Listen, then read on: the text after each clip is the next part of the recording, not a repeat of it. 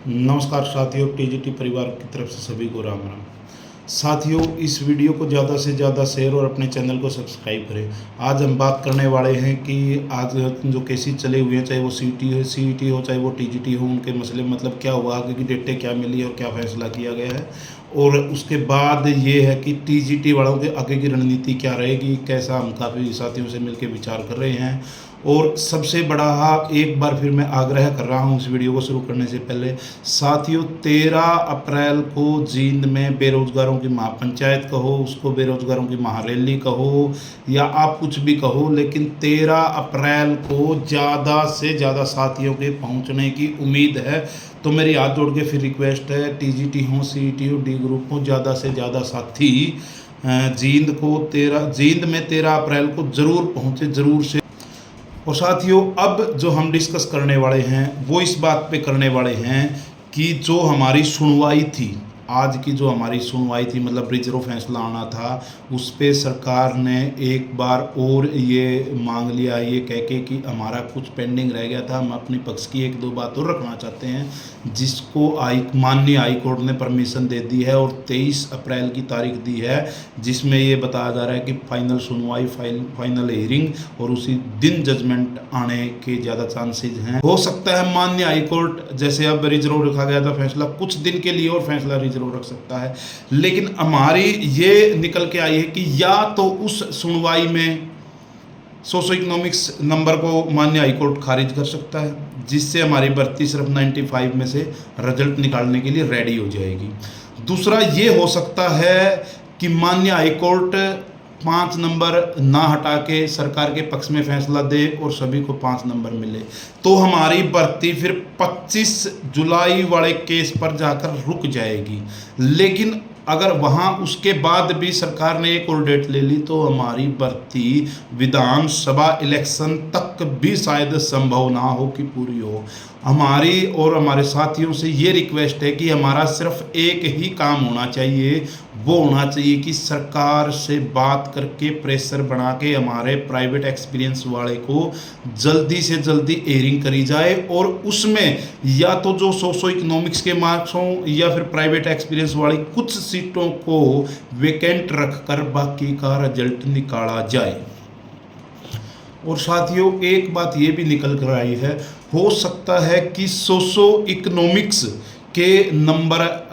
माननीय हाईकोर्ट हटा दे, लेकिन प्राइवेट एक्सपीरियंस का शायद केस तब भी एक साथ या मतलब तब आगे के लिए रह सकता है, क्योंकि प्राइवेट एक्सपीरियंस का तो मतलब केस है कि प्राइवेट के नंबर दिए जाएं, लेकिन एक्सपीरियंस के नंबर टीजीटी या जेबीटी या हर चीज़ में तब भी दिए जाते थे ये जब 100 नंबर का पेपर हमारा होता था। क्योंकि ये कहीं पढ़ा था मैंने, सुप्रीम कोर्ट की जजमेंट है, एक्सपीरियंस का नंबर किसी भी मतलब स्टेट में या कहीं पर भी एक्सपीरियंस के नंबर दे जाने संभव हैं। तो हो सकता है कि माननीय हाई कोर्ट 5 नंबर हटा दे मगर प्राइवेट एक्सपीरियंस के नंबर रख ले, ये भी हमको देख के चलना है। तो इसलिए ज़्यादा से ज़्यादा साथियों से ये अपील है कि हम एक साथ एकजुट होकर जुड़ें और लड़ें, और हमारी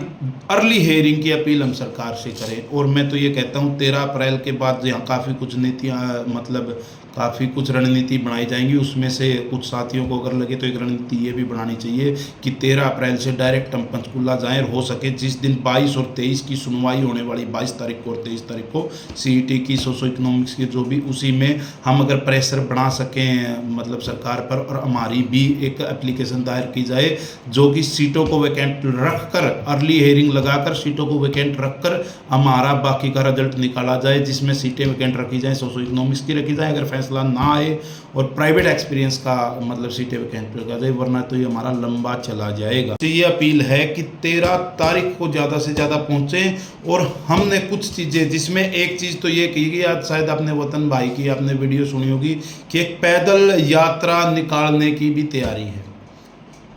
उससे भी जुड़ने के लिए आप धरने पर आएँ, अपने चैनल से जुड़ें, टेलीग्राम ग्रुप से जुड़ें, ताकि वहाँ आपको हर अपडेट मिलती रहे। और एक ये है, सिर्फ और सिर्फ एक ही इलाज है हमारा टीजीटी को लेके, अर्ली ही मकसद होना चाहिए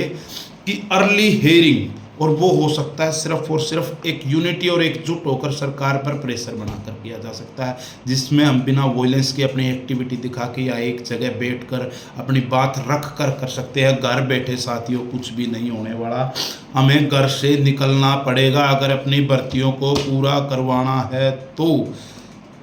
साथियों। हमारा रिजल्ट लिया जाए, वरना साथियों हमारी भर्ती विधानसभा में भी पूरी नहीं होगी, क्योंकि हमारी भर्ती बहुत ही संघर्षशील रही है। टीजीटी भर्तियाँ या एजुकेशन से रिलेटेड कोई भी भर्तियाँ वो बहुत लंबे समय तक चली हैं। अभी बहुत मतलब लोहा गर्म है, थोड़े मारने की देर है। अभी हमारे पास ऑप्शन है, हम सरकार के ऊपर प्रेशर बनाएं। 13 तारीख को ज़्यादा से ज़्यादा साथी इकट्ठे हों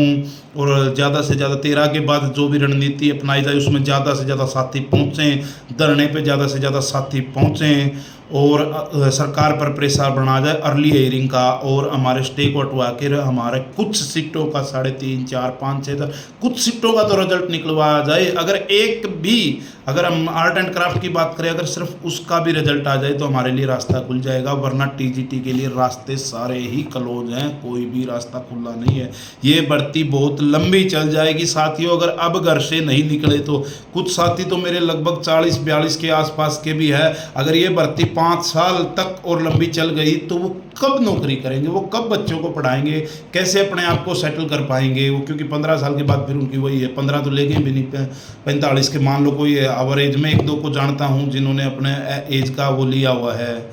ये आरक्षण लिया हुआ है एज का, वो लगभग 45 के आसपास हैं। 13 साल बाद वो रिटायरमेंट आ जाएंगे, वो कैसे अपने आप को जो साथी। और सबसे बड़ी इसमें ये देखी कि जितना युवा साथी है जो मतलब और भर्तियों से भी जुड़ा है, सीईटी से भी जुड़ा हुआ है, डी ग्रुप से भी जुड़े हुए हैं, अन्य और जगह भी, दिल्ली पुलिस से भी, वो साथी ज़्यादा से ज़्यादा इसके अंदर भाग ले रहे हैं। तो हम क्यों नहीं, जिसका ही करियर टीजीटी है, जिसने पढ़ाई ही एक टीचर लगने के लिए ली है, कोई प्राइवेट लगा हुआ है, कोई HKRN में, हमने मतलब पढ़ाई सिर्फ टीचर बनने के लिए ही की थी और हम टीचर बन भी जाएंगे, या प्राइवेट बने या सरकारी, लेकिन हमने एग्ज़ाम दिया तो हम सरकारी की तरफ पहले चलेंगे। तो वो साथी क्यों नहीं आ रहे हैं? ज़्यादा से ज़्यादा साथी धरने पे पहुँचे, नई रणनीति को अपनाएं, ज़्यादा से ज़्यादा साथियों को जोड़ें। अगर विधानसभा से पहले, यानी कि अप्रैल, मई और जून, जुलाई से पहले हमारा रिजल्ट और ज्वाइनिंग आ गया तो आ गया, नहीं तो विधानसभा में भी नहीं आएगा। और ये मैं पहले भी बहुत बार बोल चुका हूँ साथियों, ज़्यादा से ज़्यादा साथी 13 अप्रैल को पहुँचें, ज़्यादा से ज़्यादा साथी टीजीटी की आगे की रणनीति अपनाएं और ज़्यादा से ज़्यादा साथी धरने पर पहुँचें, क्योंकि धरना अब रेगुलर चला हुआ हो, रेगुलर ही चलता रहेगा। अब तो कमीशन भी बैठ गया है, हमारे पास अपॉर्चुनिटी है, मौका है, हम सरकार पर थोड़ा सा प्रेशर बनाकर अपना रिजल्ट और ज्वाइनिंग निकलवा सकते हैं। मेरी हाथ जोड़कर सभी साथियों से विनती है, ज़्यादा से ज़्यादा 13 तारीख को पहुँचें, ज़्यादा से ज़्यादा धरने पर पहुँचें और ज़्यादा से ज़्यादा किसी भी रणनीति में जो हमारी पैदल यात्रा की हमने सोची है निकालने की, उसमें भी ज़्यादा से ज़्यादा साथी जुड़े। और साथियों इस वीडियो को ज़्यादा से ज़्यादा शेयर करें, ताकि मेरे काफ़ी साथी ऐसे हैं जिनके पास हमारी टीजीटी की कुछ भी बात नहीं पहुंच रही है, उनके पास ये पहुंचे। अपने इस चैनल को सब्सक्राइब करें ताकि आपको हर अपडेट मिलती रहे। और धन्यवाद साथियों।